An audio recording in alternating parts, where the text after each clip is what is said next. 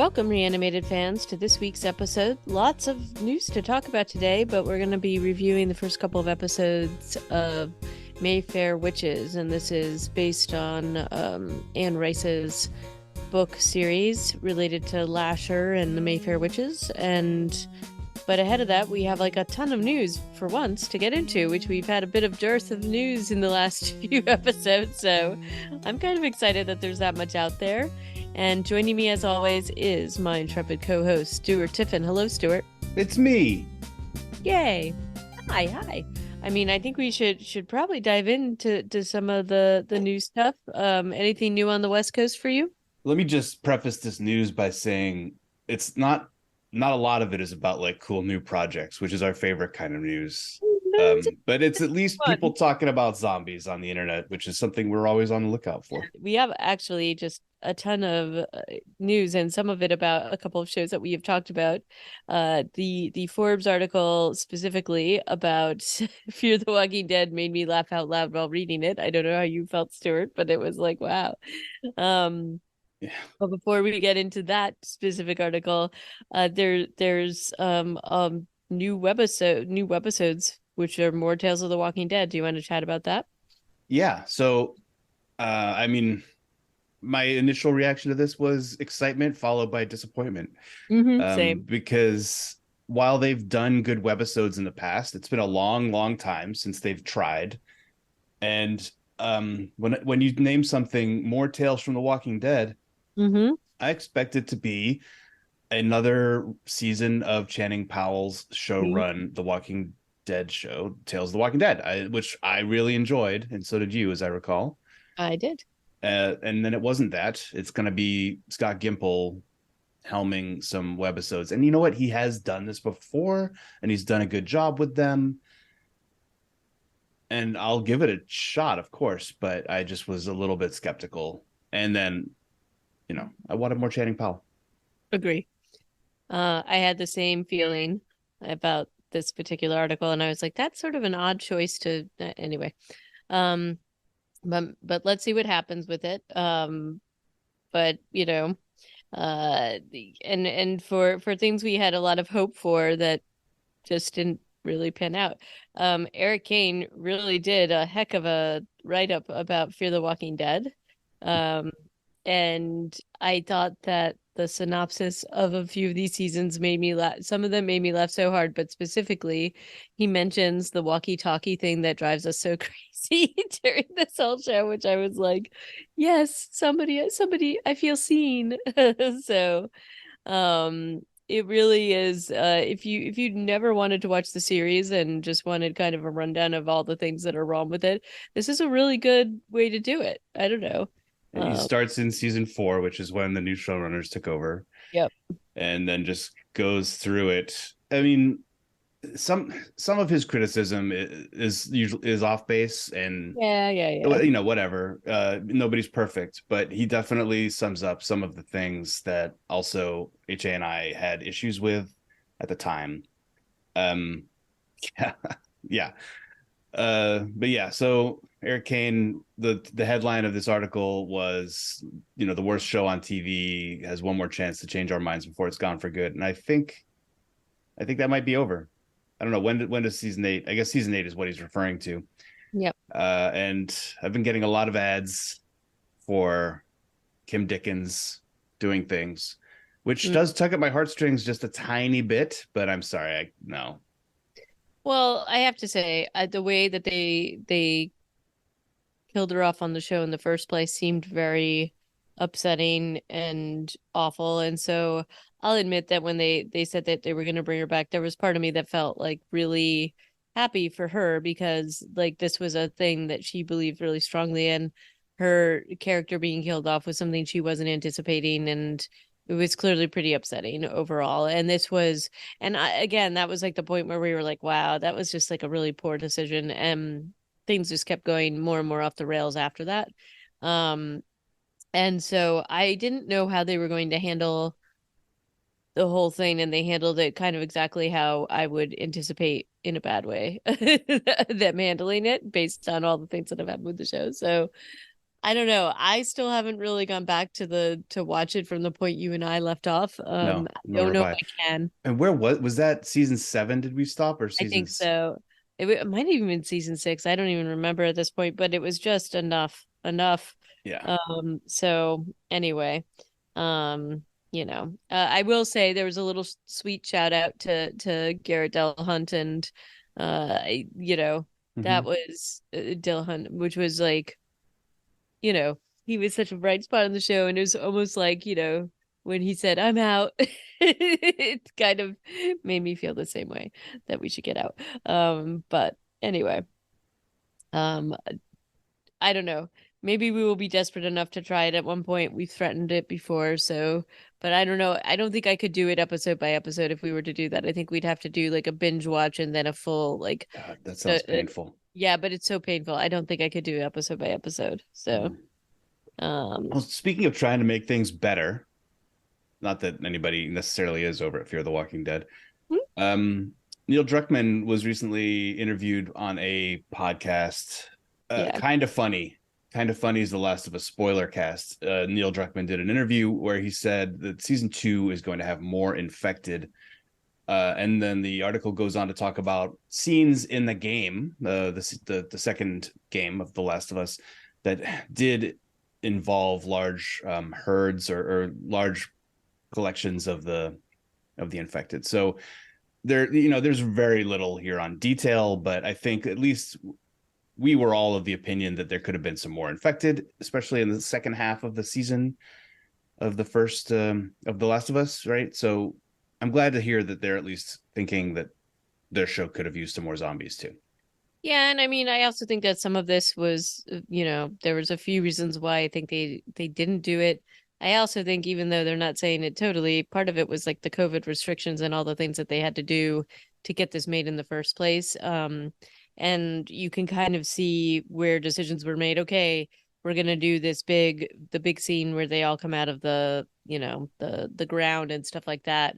Um, like there are very specific spots where they're, if it's like, okay, this is probably like a big zombie day or whatever, and or a big cordyceps day. And so I would look forward to seeing what they do next. And I wonder if with those restrictions off, their hands are less tied as well. Also remember they, those things cost a lot of money from a budget point of view, and you have to kind of choose what you're going to do with that budget. So it doesn't shock me because I think that that was probably one of the biggest criticisms they heard from fans was just the lack of zombies. But I'm as always excited to see a second season and my fave Pedro Pascal continuing on maybe. So we'll have to take it from there. Mm-hmm. Um but things that also don't appear a lot or are missing or things that in this particular article, um I don't know, there's been a few things that we've talked about in the past, and we're like, okay, and that project's coming out, and then suddenly it disappears. And this is one where I was like, oh yeah, I forgot about that. So I'll admit I forgot that this was even supposed to happen. And then I'm like, oh yeah, wait, that was supposed to happen like last year. But Yeah. the redo of Salem's Lot, or the reimagining of Salem's Lot, they had really been pushing this hard at a lot of the conferences, and it was supposed to come out last year, I think, and they keep pushing it, and then in the lineup it has also disappeared. So that doesn't often bode well about what's going to happen. And the last I think everybody had heard about this was that it got a pretty it got the bad rate, the MPAA rating or something, like the rating was not favorable. And so maybe they were re-editing or whatever to try to take care of that. But for the moment it is nowhere to be seen in terms of like release date or anything. It's just kind of like in the ether now. So what do you think about that, Stuart? It's just annoying that the movie business can be so untransparent, so opaque. So it's frustrating. And I've mentioned this a couple of times now. There are two zombie movies that are in the can. Last Train from New York Mm-hmm. and Salem's Lot. Well, it's not a zombie movie. I know it's a vampire Yeah, movie, only the but cat. still close But enough. And they are nowhere to be seen. And I'm just concerned that this is not studios or but publishers maybe pulling a Batgirl on us and you know, cutting their tax implications by maybe just making these movies disappear. Yeah, And that would be a shame. that really would be a shame. But in things that appeared that we didn't have on our radar or forgot or just didn't, I guess How? I just don't know how I missed this one. How I is feel this like we possible? So I feel like we talked about this way back when this was just sort of, We knew that it was being made into a show. I feel like yeah, as but we soon as the didn't, last book came out, yeah, they were yeah, yeah. talking about it being a script. But we're What talking about Silo, which was a trilogy of novels by Hugh. Say it with me. I don't remember how to. Is it Howley or Howie? I think it's Howie. Because Howley is also just like gringo in Hawaiian. So I feel weird saying that. um Yeah. but this was from the Howie. It's Howie. Okay, Howie. Um Hugh Howie. yeah. But this is the Wool trilogy, and so that was a group of books that actually kind of similar to um the the Martian series. It was it basically it started as sort of a short story, and then kind of did, oh, okay, this has teeth, this has something that's kind of stick. It resonated with people, Mm-hmm. and so other things kind of these were all like ebooks, I think, that were then added into like the sort of novellas that added in to it. So, and then there was like a graphic novel, but a really cool book and a cool concept for a world, this dystopian world. And so this is a series coming out on Apple TV very soon, next week, in fact, called Silo. So soon. And it's starring one of my faves, Rebecca Ferguson. Tim Um, Robbins. yep. It's also got it's got a pretty star-studded cast overall. So I'm very excited. It's almost like, oh, I didn't even know this was coming out. I mean, this is the So best kind of yeah, shock to have is like, holy crap, Silo got made. Oh, and it's coming out next week. That's yeah, great. So yeah, I think this is very exciting news. yeah, I'm pretty thrilled about this. So that's gonna be that is gonna I'm very excited to watch this with you and or watch this and then go over it with you. But and then they really have just like, I mean, Rashida Jones is in this, Common is in this. I was very excited to see Common in the Yeah, he's good at trailer. stuff like this. But overall, just an insane cast generally. Hmm. So this is pretty cool.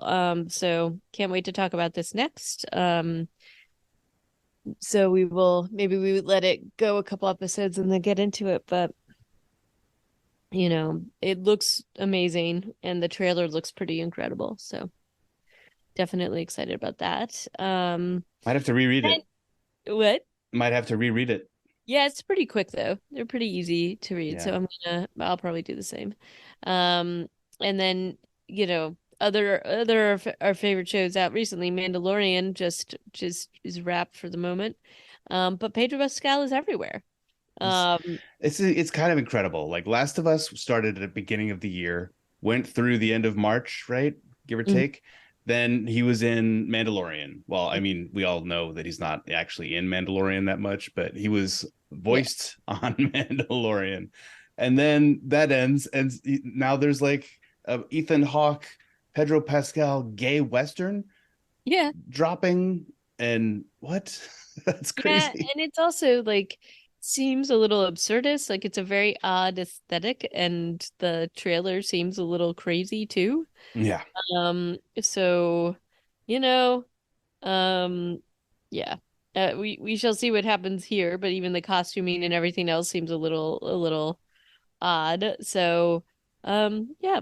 So I guess we'll see this. I only worry that Pedro Pascal is going to burn out a little bit. He is Or he'll everywhere. be overexposed, maybe. Yeah, it just makes me worry. I mean, he's so charming, I doubt he could be overexposed, but I do worry about burnout because this is a lot of projects. But Yeah, you know, but maybe like it's that thing where you got to make hay while the sun shines here for when you're in me. the when you're in that position. But what I do This really like about him is that he picks, he has these huge blockbusters, so then he picks these other things that are a little bit off the beaten path, so to speak. And yeah, this looks pretty cool. So I'm gonna check this out. it's gonna be. Absolutely. It's called Strange Way of Life. I don't remember where it's coming out or how. Is it in the theaters or a streamer? But there's a YouTube trailer out there. I'm sure we can get more information. Well, and this is I think it's like it's not a very long film. Oh, it Um was okay. There's no premiere date, but it was at Cannes, so it looks like it'll be a theater release, I imagine. it's only going to be released in Spanish theaters in late May, and then it gets released in other places, but not in the US um for a bit. So we'll have to see what happens in terms of that date, right? Spanish theaters. I know. Interesting. So Interesting. So we are. Oh god. Yeah. Sorry, I just realized that Fear the Walking Dead comes out. Season 8 starts on May 14th. hmm. For all the good that'll do us. Um, and then the last piece of news is that there is a internet rumor going around based on a prop that was in one of the final scenes of the last season of The Mandalorian. And if you don't want to hear spoilers, earmuffs, but basically Mando and Grogu go to a bar in the New Republic and talk to Carson Teva, aka Mr. Kim from Kim's Convenience, and ask to be like basically New Republic bounty hunters, which I think is a pretty cool resolution. And HA, I'm sorry, am I spoiling this for you? Have you seen it? No, it's all good. Okay.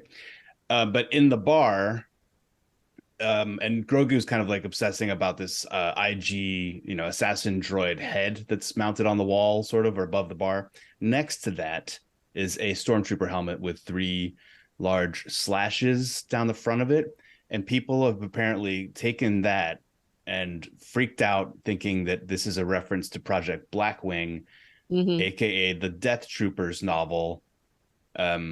So AKA the zombie Star Wars thing. zombie Star Wars, right? So folks on the internet are starting to freak out that there is at least a way forward, maybe in the Ahsoka show that's coming up later this year, that will dabble and open up that can of worms, which could be fun. It's there's a couple of novels out there that go into this. They're not canon anymore.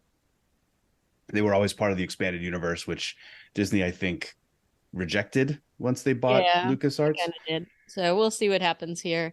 But maybe they just put it in to freak people out. Just say. Yeah, or it's just like a helmet with some scratches on it. Like it's to me, it's not at all a smoking gun. But if people freak out on the internet enough, sometimes Things happen. creators will make it happen. And maybe Dave Filoni's a zombie fan. Who knows? Could I wouldn't be. put it past him. And that's the end of the news. But HA, would you be super pumped for Star Wars zombies, or are you Oh just yeah, over totally. Star Wars? Totally, but I would, very much want it to involve Pedro Pascal, which, everyone should. Um, Yeah.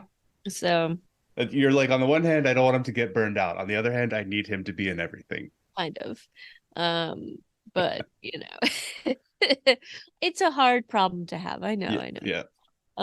But with that, sadly, he is not in Mayfair Witches, or maybe good that he is not in Mayfair Witches. But um, are you ready to jump into our recap sort of review of the first couple episodes? Pedro Pascal as Lasher. Hmm. Just I think imagine. he'd be all right as Lasher, I think actually, he but could do it as long as yeah. Lasher somehow like had a mustache suddenly. But yeah. So, but what we are talking about, of course, is the next in the sort of Anne Rice series that seems to be coming out recently. We reviewed the vampire uh they drew the vampire first season, and so this was sort of this. There's a lot going on with Anne Rice, and I can only surmise. I mean, she was alive when they were starting some of these productions, but this one specifically, I have to wonder. I definitely have to question some of the decisions, so we can get into that. But it's got a pretty amazing cast. So I can't, fault it for that. But did you reread the books or read the I books? and again, I need to reread these. These books stuck with me more than the vampire books did. I don't know why, but I remember really enjoying this first one, The Witching Hour, which was the novel, and that's the name of this episode, where Right. where you're introduced to these events that are happening in these episodes. I Yeah. feel like they So were good books. They kind of it's like this conspiracy sort of, but also ancient history, and it's fantastic. It's good, right? It was really good writing.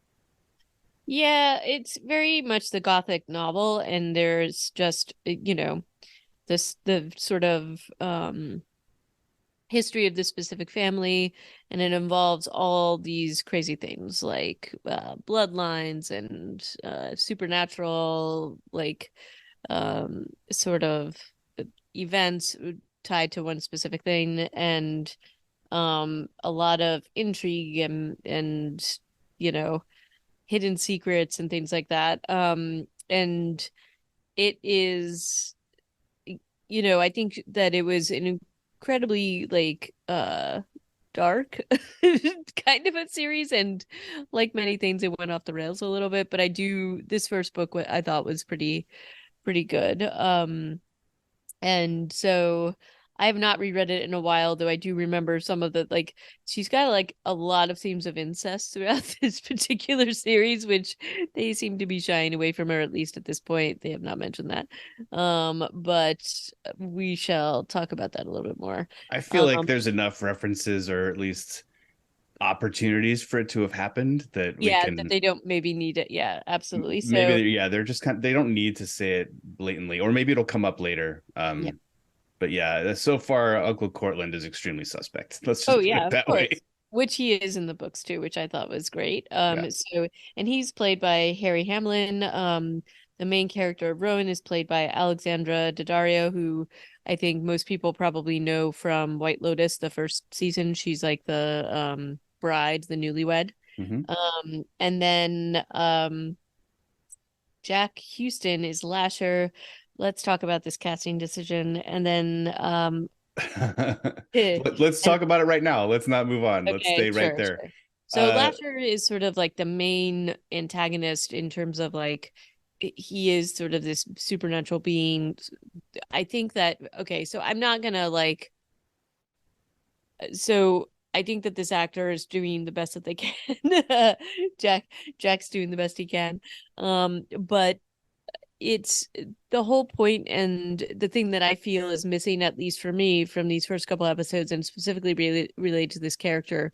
One thing that I thought that the books did an incredible job doing was building this um mystery surrounding this character, building like, because there's so much that you don't know about him, and there's also you can't decide whether he's menacing, whether he's good, whether he's evil. He's definitely like a character that you have a lot of different sort of perspectives on, depending on who is talking about him, so there's definitely a lot of dark things related to events that happen surrounding him and his relationship to the women in this family.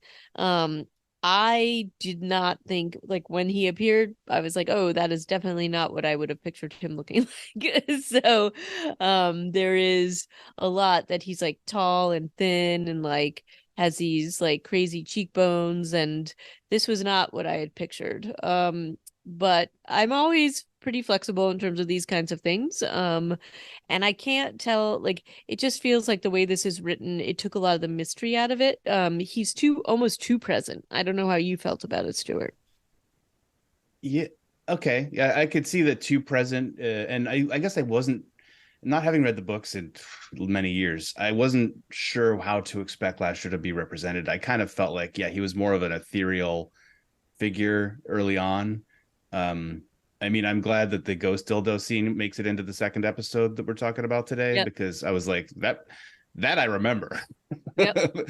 Not exactly maybe how it went down. But yeah, so Lasher has like ethereal qualities, as I in my memory. In this show, he seems very flesh and blood, although he can like kind of appear and disappear at will. I will say Jack Houston, I have fond feelings for because he played Richard Harrow in Boardwalk Empire, which was very interesting role. He was like a disfigured assassin, mafia hitman gangster, and he did a great job in that role, but he didn't have to emote all that much. Mm. Uh, so Do you I guess think? I'll say my jury is still out. I don't know exactly how I would have approached this, but obviously they're going to have to change things because of how. Well, and a lot of how they describe him is almost like he is very well coiffed and like in the books, and Mhm. he is like impeccably dressed. And the hair decision here, I was like, I The don't long know. hair. You don't like Yeah, it? I don't know that Lasher is supposed to look like unshaven, and like he's supposed to be almost like almost too perfect, is sort of what how he's described, because basically he's this supernatural being trying to manifest as this like as a human. Hmm. And so it was sort of surprising to me, um that this was sort of the way they went. It's no slam on him, honestly. Like, I just think that this is how they decided to go with it. And in general, like, he's supposed to only have one outfit. Like, he's supposed to be in this brown suit. Like, that's always how he appears, which, sort of over the years manifests into other stuff. The fact that he wears different things was like kind of weird to me, because part of it again is that he's trying to pretend he's human. And so this is sort of the outfit that he has come up with over time. So I thought that was a little bit weird that they made that decision. A bigger thing, though, in terms of like how they sort of push this story along, how they decide to tell the story, is that they removed some very significant characters and kind of combined them. And one of these I'm like fine with, but the other one seems really weird. And they also like combine their like superpowers or whatever. But I the remember big that character, Rowan in the book was like dating a guy who restored houses or something. Was yes, this so one of the that's the characters who's main. gone? Yes, yes. So this is a main character in the book, in fact, and Yeah. it's a pretty. I don't know what they're how they're gonna go, how they're gonna sort of change this, but there's a very significant reason why he and Rowan come into contact with each other, and it has to do with Lasher. And he is like his powers are kind of what they make um the character of Cyprian Cyprian Grieve. Grieve I like that have, name. which is Can't great. And fault them on the name. I also love this actor who plays Cyprian Grieve. But that character is also supposed to be named Aaron Leitner, who Hmm. is like the main proponent of the Talamasca. He's a huge, significant role in the book series and in also in the vampire chronicles. So I'm not sure where they're going with it, but I love this character, and so maybe they just felt like there were too many sort of Too the many pieces. Talamascas. Yeah, maybe too many. Was Michael Curry also a Talamasca guy? No, he's his own kind of thing. And um Oh. both, and the thing is, both he and the Rowan character are looking for a little bit of who they are, but a little bit of like, and it's all sort of related to Lasher and New Orleans and things like that. But he's a bit of the catalyst for why she goes back to New Orleans. I mean, her, and her family and things, and she doesn't know anything about that. And he's from there, and there's like all these like weird little connections. And again, maybe they thought it was too complicated and busy to do it that way. I don't see a problem with how they did this, but there's a significant piece with him missing that I'm just not sure. I have an idea what they're gonna do, but like, um, there's a whole reason for this, which is pretty dark. So I was sort of surprised to see that particular edit. And I do, having read a few of the sort of like fan reactions of the books, like people are pretty upset about that edit. Hmm. Everybody really does seem to like Cyprian Grieve, though, and that is a great character. And he is, he to me embodies sort of what the Talamasca is, and he plays his character really well. He's So super like sympathetic as a yes, Talamasca. You don't think of them as like a scary organization with him as your right. primary point of contact. Yeah. And he is sort of straying from that, and he's played by Tanguy Teresa, and he is like and even in the books, Aaron Leitner, who's the character that is supposed to be the Supreme Grief character, um, he strained from what the Talamasca has basically said, and they're a little bit of the Star Trek viewpoint, which is like, do not Yeah. interfere. They Yeah. only observe. They're not supposed to really be involved with their quote unquote subjects, or the things that they're observing. And in part with this specific family, it's because of how dangerous they are. And so that's part of why they have those rules. I guess they don't always have that. Aaron Leitner in as a character in this universe and in the Vampire Chronicles consistently thwarts this directive. So and Cyprian Grieve is no exception to this in terms of this. Yeah, in the There second too. episode that we were looking at today, I was surprised honestly that he's like, "Hey, don't." When she calls him out, he's like, "Hey, yeah, it's me. Don't worry, I'm going to tell you everything." Yep. I Yeah. mean, the scene doesn't play out exactly that way, but I think they're still going to be eking it out a little. But he was really eager to tell her everything he knew. I thought that Yeah, was and quite pretty funny. quickly, even though like he calls up, they're like, "Don't do it." He's like, "I'm gonna do it." I'm doing it So, anyway. Yeah, also incredible casting. In addition to Harry Hamlin, in terms of the Mayfair family, Beth Grant is Carlotta Mayfair, and she as is you a know, very recognizable person. I am a huge fan of Beth Grant. What else? I mean, I'm sure she's been in a ton of things, but do you have any other ones? Okay, well, one of my favorite roles that she's in is as Kitty in Donnie Darko, Kitty Farmer, where she's like, she says to, the other mother, she was like, I'm beginning to doubt your dedication to Sparkle Motion or something like that, like because of the kids' dance troupe and whatever. She's pretty incredible in that. She's been in so many other things, but she was Yeah. in No Country for Old Men. I'm trying to think of other things that she was in, I mean, but just look at her filmography and television. She does like 4 projects every year. yeah, so she could be the Pedro Pascal of like character actors, honestly. Yeah, She's for real. really, I mean, she's just very, and not just like, I mean, in addition to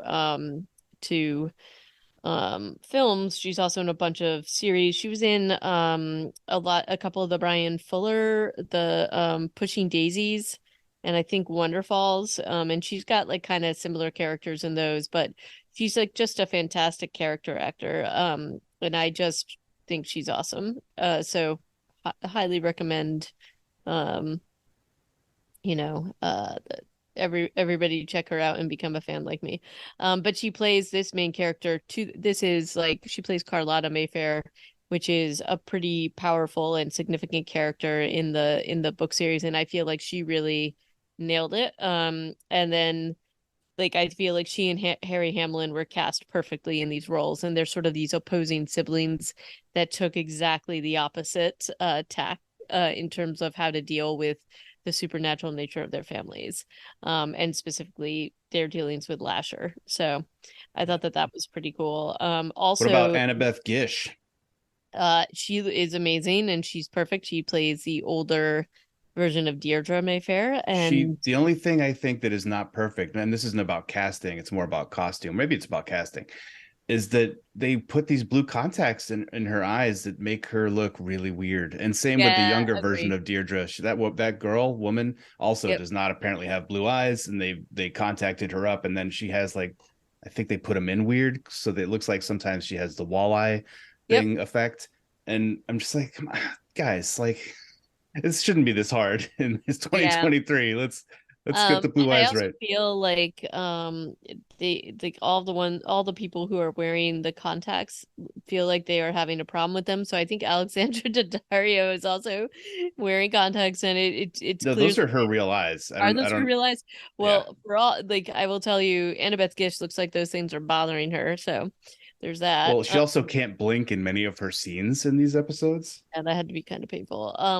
The other thing that I didn't necessarily like about this is that just somebody who has been, the character of Deirdre Mayfair is supposed to be like wheelchair bound and she's under like she's been drugged up and on Thorazine for She's been many in a years. wheelchair for how many like Yeah, decades, and she she wouldn't be able to bounces up walk. out of that thing. Yeah, But she would. Lasher says that I'll give you the strength like Yes, later, so they kind of hand wave that a little bit. maybe, but I think she's great. Also, Erica Gimple as Ellie Fielding, I think is awesome. And she's like a Mayfair as well. And I think she's just phenomenal. So the cast of this is just like insanely good and strong. I feel like some of the storytelling is a little weak, but maybe I will feel differently as this goes on, and maybe I will buy into some of the storytelling decisions they have made. So um, but yeah, I mean, I think that they do a pretty good job of sort of the time jumps that they do. So they're jumping between Deirdre's story and Rowan's story. Yeah. So it's both about Rowan's inception, but also Deirdre's situation, which is incredibly tragic and gothic, quite frankly. Do you feel Um, like the year is going to matter much because Anne Rice wrote this at a specific time, set at a specific time, so that I feel like in the books the number of generations since like the Vampire Lestat stuff, mhm. it was quite specific. Of course, they've changed the timeline of the Vampire Lestat Yeah. also. Yep. Um, but now they're like Alexandra Daddario or Rowan is in like present day San Francisco, not San Yep. Francisco when this book was written, which was what in the 80s, Yep. 90s. Yep. And I think it makes sense. I don't think it's going to make that much of a difference. And similar to the Vampire Chronicles, like the things that they are doing there, I don't think it will matter that much. And I think that there's probably a good reason for doing it. But yeah, I think that's probably something that will be fine. And they maybe had to just switch a few things. And they definitely, I mean, there's a couple specifically, um, she gets into Cyprian Greaves' phone, and it's like she unlocks it just putting it in front of his unconscious face. So that was one specific thing. It's like, well, definitely in modern day. Yeah. So yeah. But Have you I ever think tried to that unlock your phone with your eyes closed? no, I don't think it works No, actually. unless he does that, unless that's how he set it up, Yeah. So which maybe he did. But yes, I agree that it's definitely present day, which means that when Elena takes her as her adopted child, this is only like 1996, maybe or later. well, so 91 is when the adoption supposedly took Oh, place. that's right, 91. You Yep. did say that, or they said that in the show. Yep. Which means that Rowan is, I don't know, is she 32? Yeah, something like that.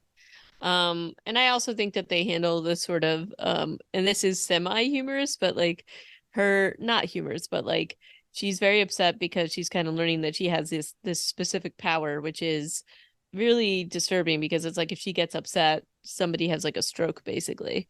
And Yeah, like there is a that is from the book. And there's like a whole thing when she's younger and she basically takes out a toddler or a contemporary on the playground, and then as she's older, when people are being particularly when she gets really upset, she almost does it to the chief of surgery, who's overseeing her, and he's being a misogynist ass.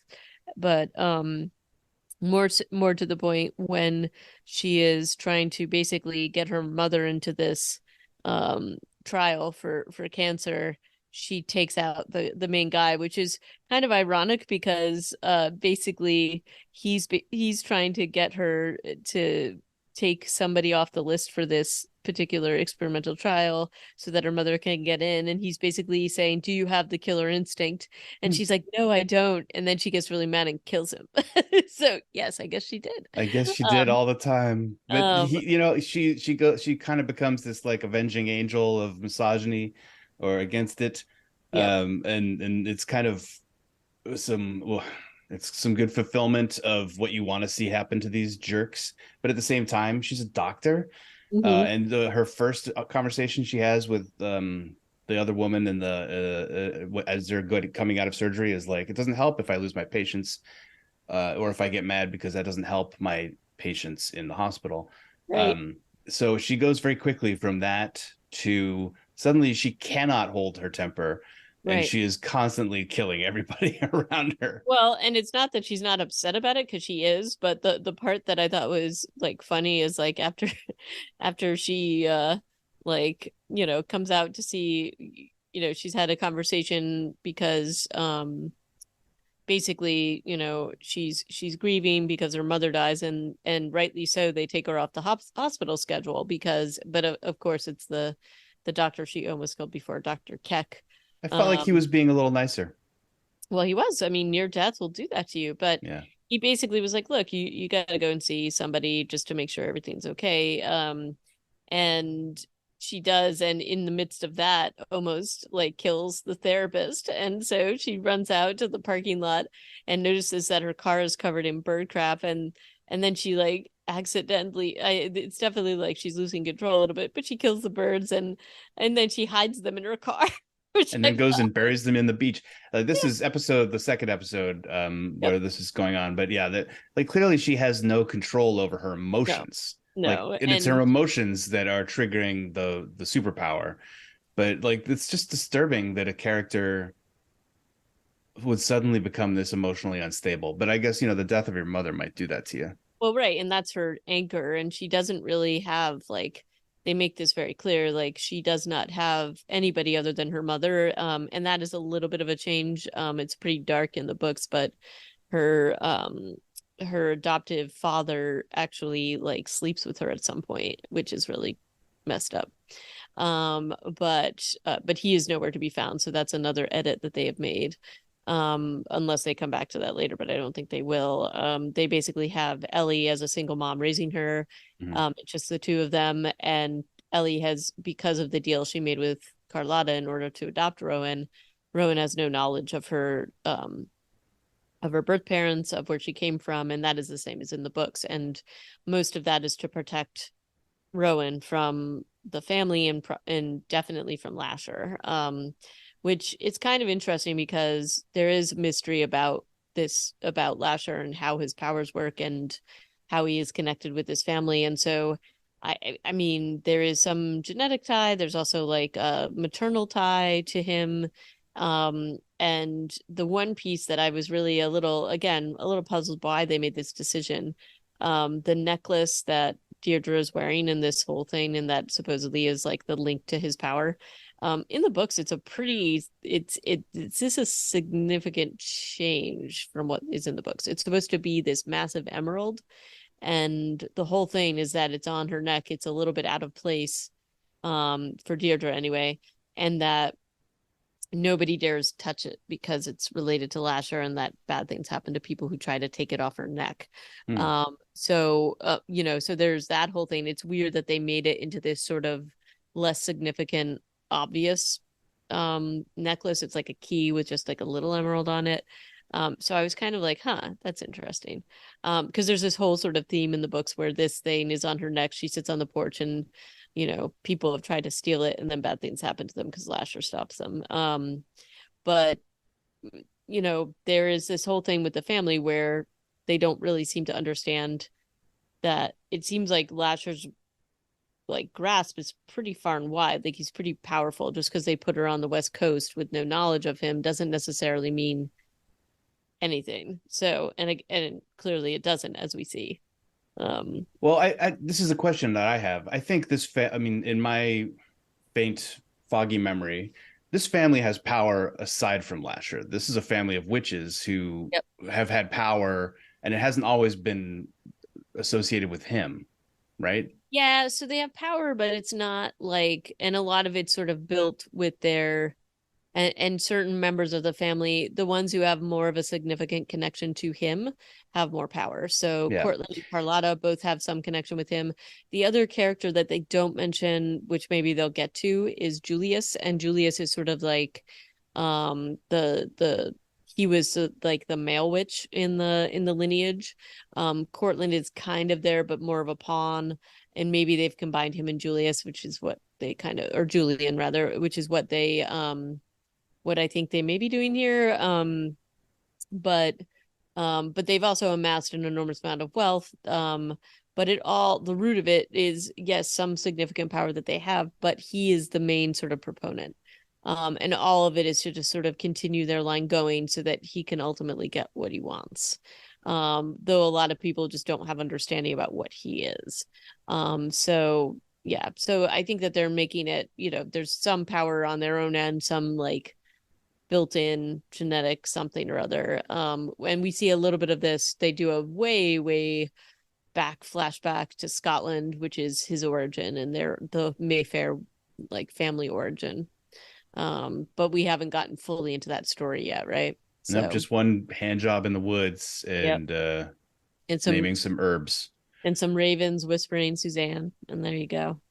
Um, but yeah, it's going to be interesting to see how they kind of play with this. But again, like the sort of portrayal, seeing Lasher so much in this was like he's a little bit like the shark in Jaws in the books, where you get little tidbits about what he is or what he might be, but nobody really knows, and that kind of increases the drama and the suspense. And so I feel almost like they've shown him a little bit too much.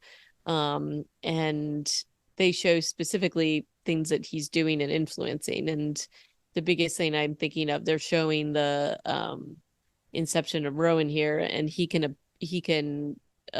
inhabit people's bodies, and he's definitely like his they're showing this very early on in the series, and they don't really show this until much later in the books. Like you get little glimpses of him, and then they fill in the story as it goes. And so I think they're probably trying to move it along because there is a significant um there's so much to tell in the story, and so I think they're trying to compress it a lot, but we'll Yeah. have to see where it How goes. many episodes does this season have? It has 8. So they don't have a lot to do, a lot of Right. time. Um, But even with this whole like, the calling it the witching hour, that's sort of like, that's the first book. So maybe they're just trying to like get all of that out of the way and move along to see what happens. I don't know. were there any other scenes that stuck out to you? Poor Max, the bartender. Don't So care I about think it felt Max. like they were trying to, he's got the vibe. I mean, this whole thing about Rowan where she doesn't really want to be in relationships because of the control that she's had to kind of exert upon herself. She doesn't really like attachments. So she kind of makes her way, as they say, through um like she has a very specific attraction to like firemen and like bartenders and like things like that. And so I think they've tried to sort of do that here. And maybe they're even trying to give him them. And Michael Curry is supposed to have like, because he's like a builder and whatever. And so they're trying to sort of link that in. Maybe this is the character that they're doing that with. But he gives her this like kind of heartfelt, like he really likes her or whatever. And she's like, oh yeah, that's great, but I can't be that for you. Just kind of like moves along. Um, and so I'm assuming he's gonna have to make some kind of a reappearance, unless that was just a little cameo. It felt like they were building that into something else, but Yeah, but now she's not even in San I was Francisco. not even there. And then, again, like it was renewed for season two, which I'm kind of surprised based on some of the reviews I was seeing. Again, I kind of limited it to the first couple episodes, so I didn't see too much, but I think that there's just a lot to tell, and it's a very complex story. So maybe we'll see if they Well, bring that guy back in. we'll have to see. What was your overall feeling? I'm curious how the Talamasca knows that Lasher is on the move at the end of episode 1. Yeah, they don't really get into that, right? Suddenly he's, we know why. It's because the doctor took the necklace off Deirdre. The Mm-hmm. doctor also feels like either just like an innocently well-meaning guy, because clearly he is doing the right thing for Deirdre as long as she isn't attached to a vengeful or a potentially evil spirit. Mm-hmm. But he's making moves and doing things that the family certainly doesn't want him to do. But by taking the necklace off, apparently frees Lasher from the Thorazine prison that is Deirdre. And so he's able to go and appear to Rowan on a boat in I can't believe that she's sleeping out on the open ocean Yep. on that little boat. But Yep. you know, that's what she's doing. Maybe she's just in the bay somewhere, but still, like that seems so dangerous. It does Uh, seem really dangerous. and at the end of that episode, also he, or toward the end of that episode, with young Deirdre, Lasher appears to her and does like some Michael Jackson black or white face changes. Hmm. I was kind of hoping he was gonna, spoilers, turn into a giant. Yeah, I didn't know what he was going to do there. I also think that generally it's not a good idea to make a deal with a demon or a devil. But yeah, she seems so trapped that I guess that seems like a good idea to her. Yeah, she is such a And tragic story. she is, and I think that one of the biggest tragedies is that she doesn't fully realize or hasn't realized that he actually is the entity that pushed her into some of the situations that she's in. So, her aunt's trapping her in the house and not allowing her to do anything. And also her aunt in doing all of this is actually pushing her closer to the Lasher, and her intention is to kind of keep her from Lasher, but basically he becomes kind of the good guy, at least in Deirdre's mind, because he allows her the little bit of freedom that she has. And he's the one that suggests to her that she go out and go to her Uncle Cortland's house for a party. And I mean, that's specifically something that he is pushing on her. He even says things to her like, "Oh, your mother used to always go and do this." And so you get some sense that he's always been there and in this kind of role, where even though like Deirdre feels very powerless in her aunt's grasp, he gives her a certain amount of freedom and power, or makes her feel like she can do these things. And this specific incident where she goes to her uncle's house is what leads to her being pregnant with Rowan. And Lasher is, I think they make it pretty clear, at least to the extent that he can be, he's possessed this poor kid and impregnated her. They don't So make that very clear. I mean, I I don't was know. half I convinced thought it it was was Cortland who was put on the mask. Like you just don't really know because it seems very clear. What seems very clear is that what's her name, Deirdre, has been drugged or yeah. something, and she doesn't know what's going It's a on little because bit Rosemary's Baby, actually. Patrick changes from Patrick to he's wearing like a whole Yeah, garb with claws and a mask, and you're like it's that. pretty weird and Um, disturbing. yeah, and then the body being carted away, she's convinced it's Patrick. Maybe we can be too, but you don't get to see who it is who's being Yeah, carted away in the morning. And then Aunt Carlotta is there to collect her, and I think that's the last time she gets to go outside. yep, Effectively. And so then in the second episode, when she eventually and kind of gradually wakes up and then comes back to herself, goes to Cortland's house, and then goes to the hotel because she sees through Lasher's eyes where Rowan is staying. yep, Um, Carlotta happens to be at the hotel having like a guild meeting and seems to still think that she can order Deirdre around. Now Deirdre's like 47 or mm-hmm. 40, whatever. And you're 37. just like, I don't think you understand how the law works, Carlotta. Like you did this to her when she was a minor, presumably. But now that she is like awake, you can't tell her to go home and stay there Yeah. anymore. But they don't Yep. even mention that. Like I think because Deirdre is so is probably still mentally a teenager because she's been asleep for Right. 20 something years. Yeah, and it's yeah. And she seems very empowered. She's like, I'm gonna go see my daughter, you've lied, and all this other stuff. And then that ends, in a very big tragedy just as she's about to see Rowan. I thought I was shocked by that. Again, I don't remember much of the plot of the book. That is But very new because the whole plot of the book is that Deirdre dies, and that's why Rowan goes back to New Orleans because she right. gets contacted about it. But Yeah. Well, but Deirdre yeah, dies. but she dies. Sorry. Deirdre certainly seems to die.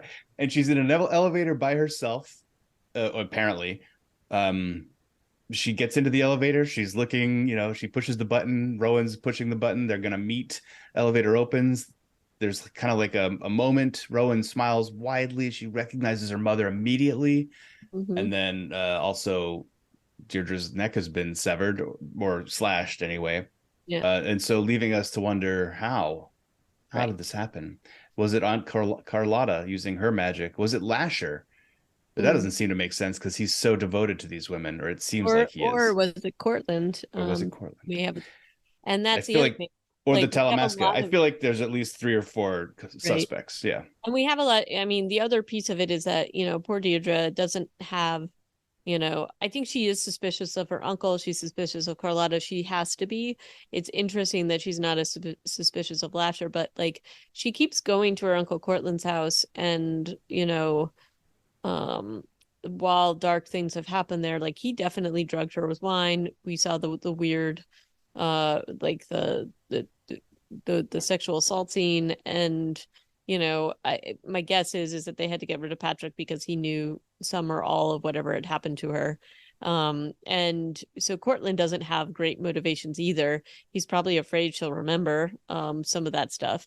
So it's interesting that she goes there, despite the fact that like I think she feels it's interesting because she kind of, every time she shows up, he's always like, "Oh, I should have gotten you out of the clutches of your Aunt Carlotta," yet never did, even though he knew she was basically trapped there. So, Yeah. He um, is super suspect. yeah, so there's like all this weird, like poor, Deirdre does not have anybody that really is And an ally that I we don't have. think she treats him nearly with the amount of skepticism that he Right, deserves. You're right. right. Because when he's like, I'll make up a room for you guys. And she's like, thanks. I'll Yeah, totally yeah. stay here with you. And I'm like, no, I feel like she must have some accounts, some of that good Mayfair money somewhere, right? Like she should be able to be a Yeah. little independent, but she has zero independence. And it makes sense why. Right. So anyway, I just Yeah. thought that that was interesting that, and I do think she looks at him with some skepticism. So I don't think that it's all just that she trusts him, but she maybe needed a spot to go just for the moment because obviously she needs more than a nightgown to run around in. Yeah. But there is that she does kind of she tells a story about how he used to give her dresses and he kind of is like, oh yeah, again I should have done something, and she's kind of like, yeah, you should have. um He also says, my daughter that dress was my daughter's. And mhm. then she's like, and you gave me dresses like this every year. And I'm like, oh, that seems like a bit of a nod toward Yep. you're her secret daughter. Yep. Um, So yeah. anyway, so there's like a lot of interesting things that I think they're going to uncover in the next few episodes. And then the tragedy of Rowan not actually being able to see her birth mother is, or talk to her, just sees this horrible thing happen to her.